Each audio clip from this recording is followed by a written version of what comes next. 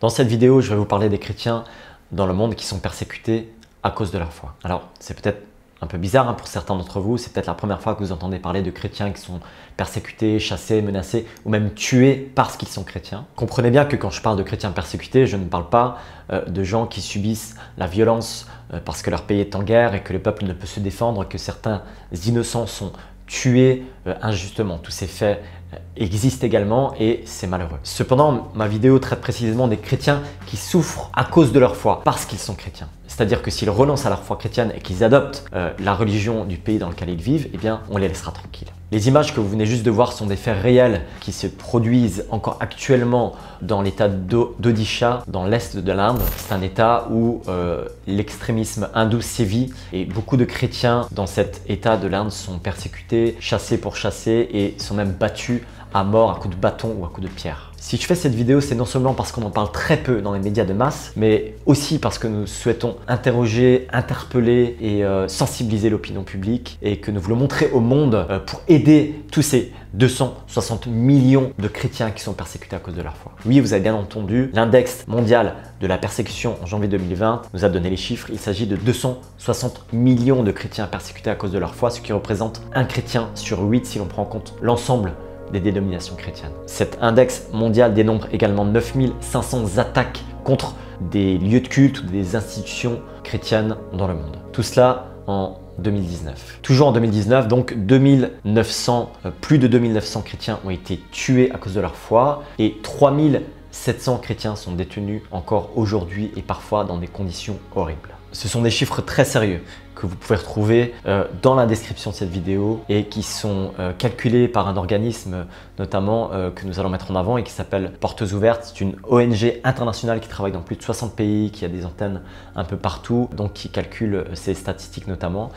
Donc si je parle de chiffres sérieux, c'est parce que nous connaissons des personnes qui travaillent dans cet organisme. Cette association chrétienne donc, souligne à raison que parmi les droits humains, le droit à la religion fait partie des droits les plus fragiles, probablement parce qu'il touche à la liberté de conscience, mais aussi à la liberté de croire et d'exprimer sa croyance. Mais c'est un droit essentiel qui figure dans l'article 18 de la Déclaration universelle des droits de l'homme. Seulement, comme beaucoup de chrétiens vivent dans des pays qui ne respectent pas les droits de l'homme, ça devient tout de suite plus compliqué pour eux. Parmi les pays les plus persécutés, nous trouvons par exemple l'Inde, dont nous avons parlé, où il y a ce qu'on appelle l'extrémisme nationaliste. Donc il y a aussi les pays totalitaires comme en Érythrée ou encore en Asie centrale, dans des pays comme l'Ouzbékistan ou le Turkménistan. Et puis il y a l'oppression communiste encore dans certains pays de l'Asie du Sud-Est ou dans certains pays comme par exemple la Corée du Nord où l'extrémisme devient carrément, donc le communisme devient carrément une dictature. La Corée du Nord qui est numéro 1 dans la liste des pays les plus persécutés depuis maintenant de nombreuses années. Et puis finalement, il y a ce que nous appelons l'extrémisme islamiste dans certains pays musulmans. Je ne sais pas si c'est le bon terme qu'il faut utiliser, mais ce qui est sûr, c'est qu'il y a une réalité derrière cela. Beaucoup de chrétiens vivant dans des pays musulmans sont persécutés à cause de leur foi chrétienne. On veut bien que les Anglais, les Américains ou encore les Australiens soient chrétiens, mais c'est un Arabe qui vit dans un pays arabe et qui en plus était musulman avant et qui devient chrétien, il prend de très gros risques. Je prends simplement l'exemple de l'année passée sur ce qui s'est passé dans le pays d'Algérie. En Algérie, l'année passée, donc à la fin de l'année, au courant du mois d'octobre, beaucoup d'églises ont été fermées. Pourquoi? Parce que dans ce pays-là, en 2006, une loi a été votée qu'on appelle la loi anti-conversion. Vous entendez bien, c'est une loi anti-conversion qui a été votée en Algérie en 2006. Étant donné que dans les années 2000, il y a eu ce qu'on peut appeler un réveil, beaucoup de musulmans se sont convertis, en particulier dans la région de Kabylie, autour de Tizi Ouzou en Kabylie. Il y a beaucoup de chrétiens, on estime qu'il y a même environ 10 000 musulmans qui seraient convertis dans cette région depuis les années 2000 jusqu'à aujourd'hui. Il y a beaucoup d'églises qui ont fleuri, notamment l'année passée. Donc les autorités sont venues fermer l'une des plus grandes églises de Kabylie, à Tizi Ouzou, qui a plus de 2000 fidèles. Et puis ils ont fermé une quinzaine d'églises tout autour. Cela a été brièvement, mais quand même, été communiqué dans les médias. Mais c'est une injustice terrible qu'il faut dénoncer et que nous dénonçons. Certains chrétiens se sont assis sur leur chaise dans leur église lorsque les autorités sont arrivées. Ils ont refusé de sortir et ils ont même été transportés avec leur chaise même en dehors de l'église. Je vous invite à regarder ces images. Le pasteur et les 3 responsables. Ils ont frappé la femme d'un responsable et les 3 responsables à l'église. Je viens de voir la vidéo. Ils sont arrivés à notre église, ils ont fermé l'église toutes les salles, ils ont fouillé tout. Un Français qui se convertit à l'islam en France n'est pas un souci. Personne va le pourchasser, personne va le forcer à revenir à sa foi catholique ou à sa foi protestante. On vit dans un pays libre. Alors pourquoi est-ce qu'un musulman algérien ne peut-il pas devenir chrétien? Alors je sais aussi que beaucoup de musulmans qui écouteront son vidéo vont être outrés rien que d'entendre que tout ce que je dis là sur les chrétiens persécutés, sur ce qui se passe en pays musulman, parce que beaucoup pensent et croient qu'il n'y a nulle contrainte en religion et qu'on ne peut forcer personne. En diffusant cette vidéo, je ne veux pas être provocateur.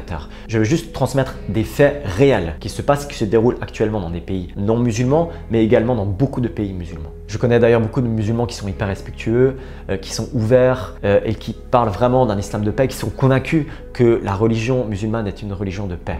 Ils l'expriment, ils l'expliquent même en preuve à l'appui avec des versets de leurs écritures saintes. Je respecte cela et j'entends cela. Je suis conscient que c'est un sujet délicat et que certains le défendent et je respecte cette défense d'un islam qui serait un islam de paix. Mais je veux simplement dire ici que j'ai entendu ces arguments et je reconnais que certains musulmans sont réellement pacifiques et sont des gens formidables. Mais dans certains pays, les chrétiens souffrent.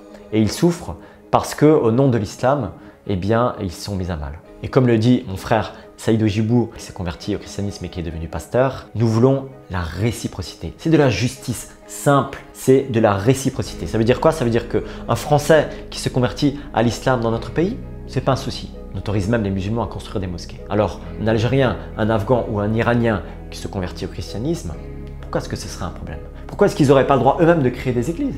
Je vous laisse visionner ce petit extrait de mon frère Saïd sur ce sujet. Combien de mes frères aujourd'hui sont persécutés dans toute l'Afrique du Nord? Combien sont persécutés au Pakistan? Combien sont condamnés à mort en Arabie Saoudite? Et sans gêne aujourd'hui en France, quand les Saoudiens arrivent sur les Champs-Élysées, on débat le tapis rouge. Nous voulons la réciprocité. Si vous réclamez des mosquées en France, nous voulons des églises en Afrique du Nord. Si vous réclamez des mosquées en France, nous voulons aussi des églises chez nous aujourd'hui en Arabie Saoudite. Oui, quel crime nous avons commis que celui d'aimer notre prochain? Quel crime nous avons commis que celui de suivre Jésus? Oui, je veux m'identifier. Je vous mettrai également le lien donc, de la vidéo de témoignage du pasteur Saïd. Dans la description, vous pourrez visionner le témoignage de Saïd Ojibou qui nous raconte son histoire qui est très édifiante.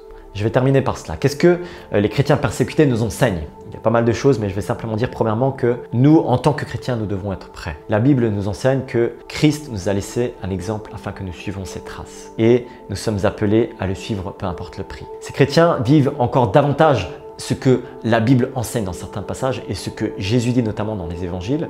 Nous lisons dans Matthieu au chapitre 24 et au verset 9. Alors, on vous livrera à la persécution et l'on vous fera mourir. Vous serez détestés de toutes les nations à cause de mon nom. Beaucoup trébucheront alors et ils se trahiront, se détesteront les uns les autres. Marc chapitre 13, versets 11 à 13. Quand on vous amènera pour vous faire arrêter, ne vous inquiétez pas d'avance de ce que vous direz, mais dites ce qui vous sera donné au moment même. En effet, ce n'est pas vous qui parlerez, mais l'Esprit Saint. Le frère livrera son frère à la mort et le père son enfant. Les enfants se soulèveront contre leurs parents et les feront mourir. Vous serez détestés de tous à cause de mon nom, mais celui qui persévérera jusqu'à la fin sera sauvé. Ce qui est très édifiant et parfois touchant, profondément touchant lorsqu'on médite et lorsqu'on étudie et qu'on regarde vraiment ce que vivent les chrétiens persécutés dans le monde, c'est que ces chrétiens ne renoncent pas.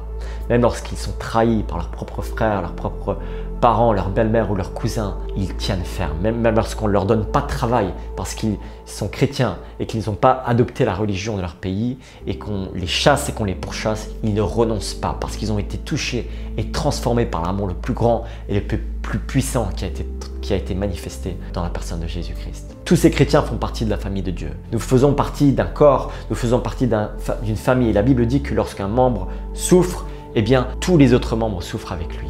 Et c'est vraiment sur cela que j'aimerais terminer, c'est que nous sommes appelés à prier et à soutenir concrètement ces chrétiens. Ils font partie du corps et nous voulons souffrir avec eux, nous voulons les encourager. 260 millions de personnes souffrent. Certains, c'est juste une question de perdre un boulot, perdre un job, mais pour d'autres, ça va être une question de vie ou de mort. Et donc, je vous encourage à aller voir vraiment, pour vous qui regardez cette vidéo, que vous soyez chrétien, musulman ou athée, jetez un œil sur ce que nous disons, sur ce qui est dit et sur ce site que je recommande. Donc, sous cette vidéo, dans la description de cette vidéo, vous trouverez donc le site de Portes Ouvertes, cette ONG qui travaille, qui est très sérieuse, et vous verrez, il y a plein de chiffres, il y a plein de statistiques, ce sont, comme je l'ai dit, des chiffres très précis et très sérieux. Donc si vous vous demandez par exemple quelle est l'œuvre que vous voudriez soutenir en ce moment, ou que vous vous dites tiens j'aimerais soutenir un projet, je vous invite à soutenir même financièrement cette œuvre Portes Ouvertes, où vous avez la possibilité de faire un don pour des choses très précises. Ça peut être pour des denrées alimentaires, pour un soutien financier, pour une formation spirituelle. Voilà, tout simplement, tout est indiqué sur ce site qui était, comme je l'ai dit, qui est une organisation très sûre et très fiable. Et puis, en tout cas, merci à tous d'avoir visionné cette vidéo jusqu'au bout. Comme d'habitude, je vous invite à réagir dans les commentaires, mais de façon respectueuse, s'il vous plaît, en respectant les avis de chacun. Si vous n'êtes pas encore abonné à la chaîne, je vous invite à le faire maintenant. Dans la description de cette vidéo, vous pourrez également voir donc, le témoignage de Saïd Oujibou, le lien de ce site Portes Ouvertes, mais également un petit reportage de France 2 sur les chrétiens algériens kabyles qui a été tourné en février 2018 et qui est très bien fait, je trouve. N'hésitez pas également à mettre un petit pouce bleu si vous trouvez que cette vidéo a été utile. Voilà, à très bientôt, que Dieu vous bénisse.